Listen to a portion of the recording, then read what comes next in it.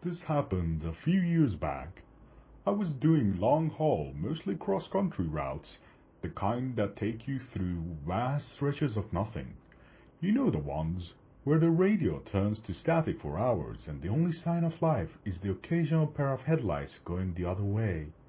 Miles apart. I was young, eager for the miles, the money. Didn't mind the solitude, or so I thought. The route I was on took me across a long, desolated stretch of highway that ran between the borders of two large governmental territories. I don't want to say exactly where, but think big, empty spaces, lot of trees, not much else. It was notorious among drivers for being a dead zone, no signal, no towns for 100 miles either side, and prone to weird weather. Most guys try to hit it during daylight, but schedules are schedules. Mine had me crossing it deep in the night.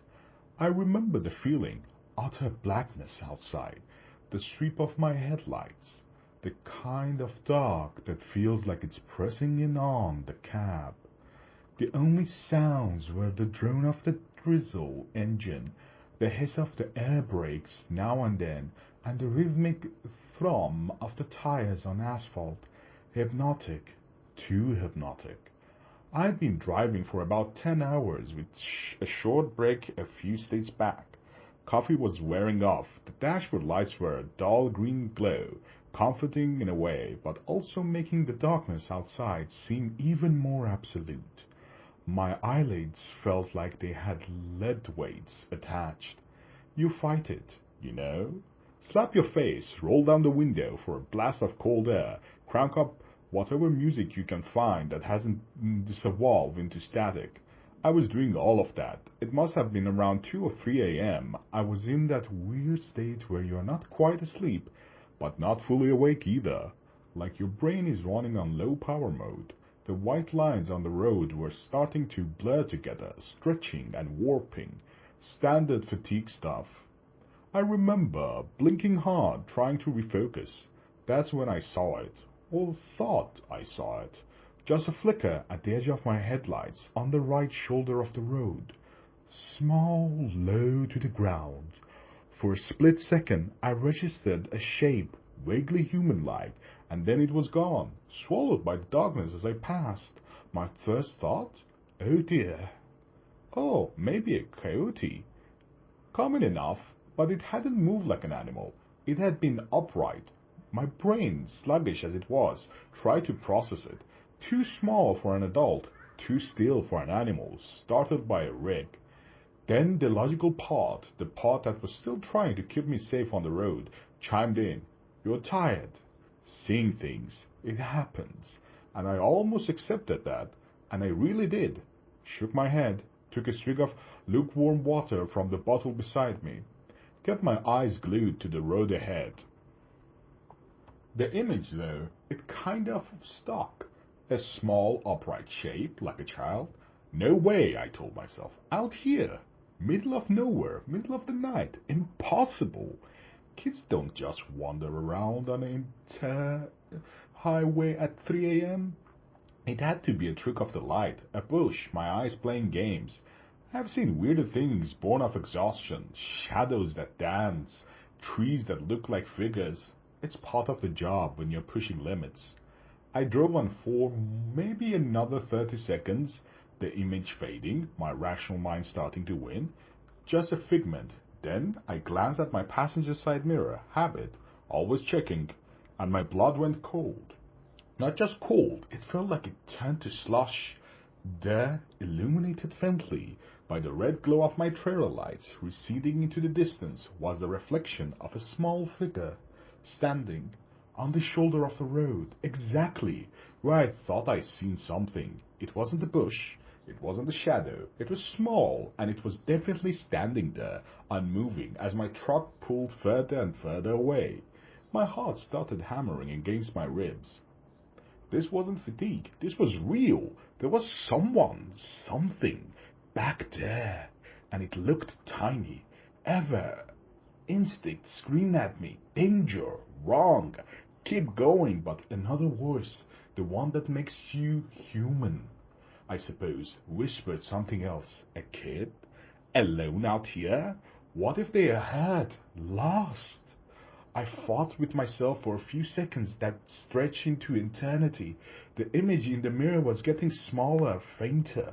If I didn't act now, they'd be lost to darkness again. God, the thought of leaving a child out there, if that's what it was. Against my better judgment, against the primal urge to just floor it, I made a decision. I slowed the rig, the air brakes hissing like angry snakes, pulled over to the shoulder, the truck groaning in protest, put on my hazards, their rhythmic flashing cutting into the oppressive blackness. Then I did what you are never supposed to do with a full trailer on a narrow shoulder. I started to reverse. Slowly, carefully, my eyes flickering between the mirrors, trying to keep the trailer straight, trying to relocate that tiny figure. The crunch of the gravel under the tires sounded unnaturally loud. It took a minute, maybe or two, but it felt like an hour. The red glow of my taillights eventually washed over the spot again, and there it was, a kid. I stopped the truck so my cab was roughly alongside them, maybe 10 feet away, switched on the high beams, hoping to get a better look, and also to make myself clearly visible as just a truck, not something else. The kid was small, really small. I would guess maybe 6 or 7 years old. Hard to tell. In the glare, they were just standing there on the very edge of the gravel shoulder, right where the trees began. The woods pressed in close on the stretch of the road, tall, dark pines, and dense undergrowth that looked like a solid black wall just beyond the reach of my lights. The kid wasn't looking at me. They were facing sort of parallel to the road, just walking slowly, like they were on a stroll, completely oblivious to the massive 18-wheeler that just pulled up beside them. Engine rumbling, lights blazing. They were wearing what it looked like pajamas, thin light-colored pajamas. In the chill of the night, no coat, no shoes that I could see. My mind reeled. This was wrong. So many levels of wrong. I killed the engine. The sudden silence was almost deafening, amplifying the crickets, the rustle of the leaves in the woods from a breeze I couldn't feel in the cab. My heart was still thumping, a weird mix of fear and adrenaline, and a dawning sense of responsibility. I rolled down the window. The night air hit me, cold and damp, carrying the scent of pine and wet earth. "Hey!" I called out. My voice sounded hoarse, too loud and quiet. "Hey, kid!" No response. They just kept walking, one small, bare foot in front of the other, at a pace that was taking them absolutely nowhere fast. Their head was down slightly. I couldn't see their face. "Kid, are you okay?" I tried again, louder this time. Slowly, so slowly, the kid stopped. They didn't turn their head fully, just sort of angled it a fraction, enough that I could see a pale silver of cheek in the spill of my headlights, still not looking at me, still ignoring the multi-ton machine idling beside them. A prickle of unease ran down my spine. Not the normal kind of unease. This was deeper, colder. Animals act weird sometimes, but kids? A lost kid should be scared, relieved, something. This one was nothing. "What are you doing out here, all alone?" I asked, trying to keep my voice calm, friendly, but I couldn't.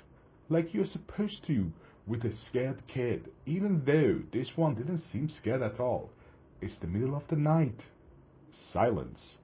Just the sound of their bare feet scuffing softly on the gravel as they took another step, then another, as if my presence was a mirror, inconvenience, a background noise they were choosing to ignore.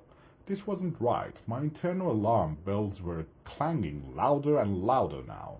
My hand hovered near the gear stick. Part of me wanted to slam it into drive and get the hell out of there, but the image of this tiny child, alone and possibly in shock, I couldn't just leave, could I? "Where are your parents?" I pushed my voice a bit sharper than I intended. "Are you lost?" Finally, the kids stopped walking completely. They turned their head just a little more, still not directly looking at me, more towards the front of my truck into the glare of the headlights. I could see their face a bit better now, pale, featureless in the harsh light, like a porcelain doll. Small, dark smudges that might have been eyes. No expression. None. Not fear. Not sadness. Not relief. Just blank. An unreadable slate. Then a voice, small, thin, like the rustle of the dry leaves. Lost? Just that one word. It hung in the air between us. Relief washed over me, quickly followed by a fresh wave of concern. Okay, loss. That's something I can deal with. Okay, kid. Loss is okay. We can fix loss. Where do you live? Where were you going? The kid finally, slowly turned their head fully towards the cab, towards me. I still couldn't make out much detail in their face. The angle, the lights, something was obscuring it, keeping it in a sort of shadowy vagueness, despite the headlights. But I could feel their gaze. It wasn't like a normal kid's look. There was a weight to it, an intensity that was such deeply unsettling for such a small form. Home?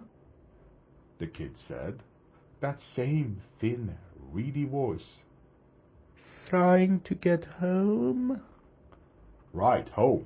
Where is home? I asked, leaning forward a bit, trying to project reassurance. Is it near here? Did you wander off from a campsite? A car? There was no campsite for miles, no broken down cars on the shoulder.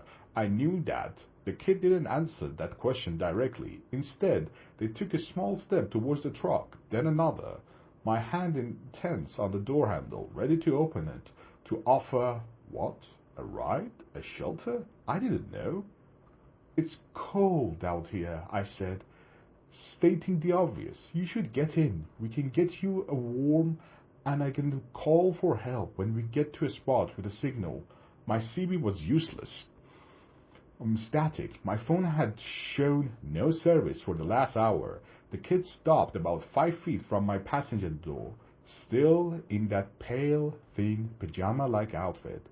Barefoot on the sharp gravel. They should be, shivering, crying. They were doing neither. Can you help me? The kid asked. The voice was still small, but there was a different inflection to it now. Less flat, a hint of something else. Pleading? Maybe? Yeah, of course, I can help you, I said. That's why I stopped. Where are you parents? How did you get here? The kid tilted their head, a jerky, unnatural little movement. They are waiting at home. Okay, and where's home? Which direction? I gestured vaguely up and down the empty highway. The kid didn't point down the road. They made a small, subtle gesture with their head, a little nod towards the trees, towards the impenetrable darkness of the woods lining the highway. In there, the kid said. My stomach clenched. In the woods? Your home is in the woods? Lost, the kid repeated, as if that explained everything. Trying to find a path. It's dark. Yeah, it's very dark. I agreed, my eyes scanning the tree line. It looked like a solid wall of black. No sign of any path, any habitation, just dense old growth, forest. The kind of place you could get lost in for days, even daylight. Can you come out? Can you come out? The kid asked twice. Help me look. It's not far. I can't see it from here. Every rational thought in my head screamed, no. Get out of the truck, in the middle of nowhere, in the pitch dark, with this strange child who wanted me to go into those woods? No, absolutely fucking no. But the kid looked so small, so vulnerable. If there was even a tiny chance they were telling the truth, that their house was a little away, and they were genuinely lost. I don't think that's a good idea, buddy, I said, trying to sound gentle. It's dangerous there at night. For both of us. There are many dangers. Best thing for you is to hop in here with me. We'll drive until we get a signal, and then we'll call the police or the rangers. They can help find your home properly. The kid just stood there, that blank, unreadable face fixed on me. But it's right there, they insisted, their voice just a little bit more insistent now. Just a little way. I can almost see it. If you just step out, the light from your door would help. My skin crawled. There was something profoundly wrong with this scenario. The way they were trying to coax me out, the lack of normal emotional response, the pajamas, the bare feet, the woods. I looked closer at the kid, trying to pierce that strange vagueness around their features. My headlights were bright, but it was like they absorbed the light rather than reflected it. Their eyes, I still couldn't really see their eyes, just dark hollows. I really think you should get in the truck, I said, my voice firmer now. It's warmer in here. We can figure it out together. The kid took another step closer. They were almost at my running board now. Please, they said, that reedy voice again. My legs hurt. I can't walk much further. If you could just help me a little, just to the path. My internal conflict was raging. My trucker instincts, honed by years of seeing weird stuff and hearing weirder stories at the truck stops, were blaring warnings, but the human part, the part that saw a child in distress, was still there, still arguing. I was tired, so damn tired.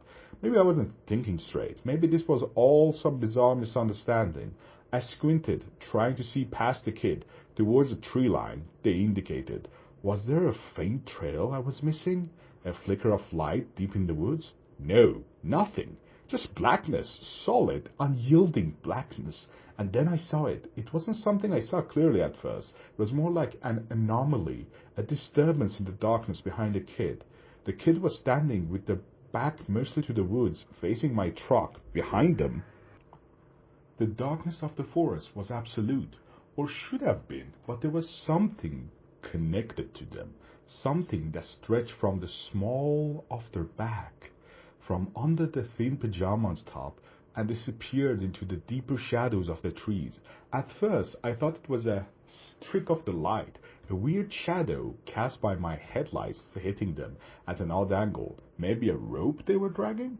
A piece of clothing snagged on the branch? I leaned forward, trying to get a clear view. The kid was still talking, their voice a low, persistent murmur. It's not far. Please, just help me. I'm so cold. But I wasn't really listening to the words anymore. I was focused on that thing behind them. It wasn't a rope. It wasn't a shadow. It was a tube. A long, dark, thick tube. It seemed to emerge directly from Kid's lower back, impossibly seamless. It was dark, made, and like a strip of the night itself given form, and it snaked away from the child, maybe 10, 15 feet before disappearing into the inky blackness between two thick pine trunks. It wasn't rigid. It seemed to have slight, almost flexibility, like a massive sluggish umbilical cord made of shadow. It didn't reflect any light from my headlamps. It just absorbed it. My breath hitched into my throat. My blood, which had been cold before, now felt like it had frozen solid. This wasn't just wrong. This was impossible, unnatural. This kid was still trying to coax me. Are you going to help me? It's just there. It's so close. My voice, when I finally found it, it was barely a whisper. I couldn't take my eyes off that appendage. Kid, what? What is that? Behind you? The kid flinched. Not a big movement, just a tiny, almost tightening of the small frame. Their head, which had been tilted, pleadingly straightened. The blackness on their face seemed to solidify. What's what? They asked. The voice suddenly sharpened, devoid of the pleading tone. It was flat again. Colder. That thing? I stammered, pointing with a shaking finger. Coming out of your back? Going into the woods? What is that? The kid didn't turn to look. They didn't need to. Their gaze, those dark, unseen eyes, bowed into me. It's nothing, they said. The voice was still small, but it had a new edge to it. A hardness. You are seeing things. You are tired. They were using my own earlier realizations against me. No, I said, my voice gaining a tremor of conviction, born of sheer terror. No, I'm not. I see it. It's there. It's connected to you. The kid was silent for a long moment. The only sound was the thumping of my own heart, so loud I was sure they could hear it. The crickets had stopped. The wind seemed to die down. An unnatural stillness fell over the scene. Then the kid's face began to change. It wasn't dramatic moving monster transformation. It was far more subtle and far more terrifying. The blackness didn't leave, but it sharpened. The pale skin seemed to tighten over those bones. The areas where the eyes were, those dark smudges seemed to deepen, to become more shadowed, more intense. And a flicker of something ancient and utterly alien passed across their features.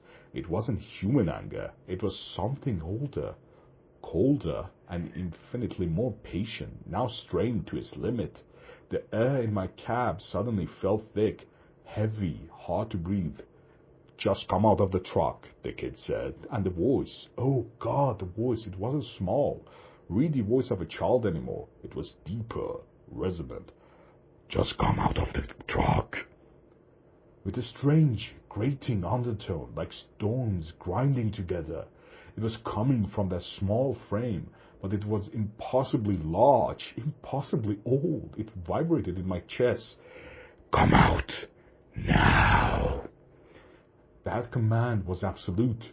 My hand, which had been hovering near the gear stick, now gripped it like a lifeline. My other hand fumbled for the ignition key, which it stupidly left in.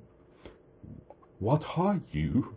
I choked, staring at the monstrous thing, playing dress-up in a child's form, at the dark, pulsating tube that was in its anchor to the shadows. The kid's head tilted again. That jerky, unnatural movement, the expression on its face, if you could call it that, was one of pure, unadulterated annoyance, contempt, like I was practically a stupid insect it had failed to swat. And then it spoke in the same terrible, resonant, grinding voice. The words it said are burned into my memory, colder than any winter night. Why?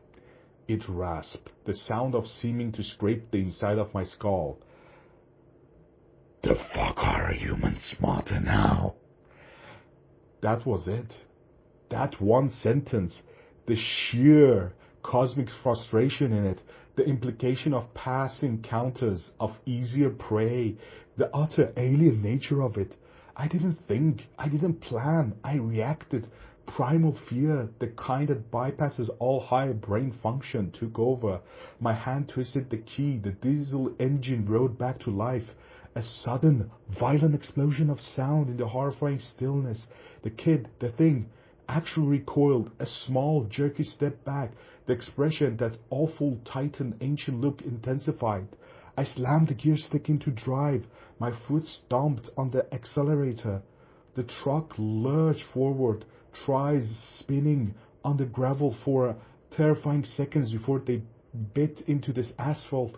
I didn't look at it. I couldn't. I stared straight ahead, my knuckles white on the steering wheel, the whole cab vibrating around me. The truck surged forward, gaining speed with agonizing slowness. For a horrible moment, I imagined that tube thing whipping out, trying to snag the trailer, to pull me back, to drag me into those woods. I imagined a small figure with its ancient, terrible voice somehow keeping peace. I risked a glance in my driver mirror. It was standing there, on the shoulder, unmoving. The headlights of my departing truck cast its small silhouette into sharp relief. and behind it the dark tube was still visible, a thick, obscene cord snaking back into the endless night of the forest. It didn't seem to be reacting or moving. It was just... the thing didn't pursue. It just stood and watched me go. And that, somehow, was almost worse. The sheer confidence, the patience, like it knew there would be others, or maybe it was just annoyed that this particular attempt had failed. I drove. I don't know for how long. I just drove. My foot was just welded to the floor. The engine screamed. I watched the speedometer needle climb far past any legal or safe limit for a ride that size. On a road that dark, I didn't care. The image of that thing, the child ship with its dark umbilical cord to the woods, and that voice, that awful grinding voice, asking its horrifying questions, was burned onto the side of my eyelids. I must have driven for an hour, maybe more, at speeds that should have gotten me killed or arrested, before the adrenaline started to fade, replaced by bone-deep, shaking exhaustion that was more profound than any fatigue I have ever known. My hands were trembling so violently I could barely keep that wheel straight. Tears were streaming down my face, not from sadness, but from sheer, unadulterated terror and relief. When the first hint of dawn started to grey the eastern sky and my phone finally beeped, indicating a signal bar of service, I pulled over at the first white spot I could find. I practically fell out of the cab, vomiting onto the gravel until there was nothing left but dry heaves. I sat there on the cold ground, shaking for a long time, watching the sun come up, trying to convince myself that it had been a dream, a hallucination brought on by exhaustion. But I knew it wasn't. The detail of that tube, the voice, the question. You don't hallucinate something that specific, coherent, that utterly alien. I never reported it. Who I reported to? What would I say? Officer, I saw a little kid who was on actually an ancient cosmic horror tethered to the woods by a nightmare umbilical cord, and it got mad because I didn't want to be its dinner. They would have locked me up, breathalyzed me, drug tested me, sent me for a psych evaluation. I finished that run on an autopilot, dropped the load, drove my rig back to the yard, and I quit. I told them I was burnt out, needed a break. They tried to convince me to stay, offered me different routes, more pay. I just couldn't. Every time I closed my eyes, I saw that kid, that tube, that forsaken tube. From those woods, every dark road felt like a trap. I found a local job, something that keeps me home at night. I don't drive any remote areas anymore if I can help it, especially not at night. I still have nightmares. Sometimes when I'm very tired driving home late from somewhere, I see flicker at the edge of my vision on the side of the road, and my heart will try to beat its way out of my chest. I don't know what that thing was, an alien, a demon, something else, something that doesn't fit into our neat little categories. All I know is that it's out there, and it's patient, and it seems like to have learned that its old tricks aren't as effective as they used to be. Why the fuck are humans smarter now? That question haunts me. It implies they weren't always. It implies that once upon a time we were easier, that maybe, just maybe, people like me tried, and alone on dark roads used to just step out of the cab when asked and were never seen again. So, if you're ever driving one of those long, lonely stretches of the night, deep in the night, and you see something you cannot explain, maybe just keep driving. Maybe being smarter now means knowing when not to stop, knowing when to ignore that little voice telling you to help, because what's asking for help might not be what it seems. Stay safe out there, and for God's sake, stay on the well-lit roads.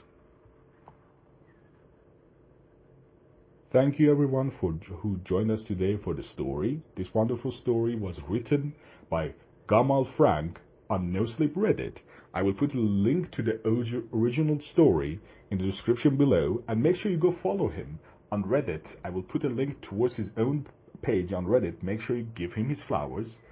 And we still are streaming on Twitch for gaming content, horror content, and we'll try to bring you more up to date with new stories, new voice acting, on this channel, try to do it every weekly, most likely on Saturdays and Sunday. Make sure you go follow me both on Twitch, TikTok, Twitter, and here, make sure you drop a follow. We are aiming for 100 followers and 100 subscribers, and make sure you stay safe, stay hydrated, and always remember, it's better to stay safe than sorry.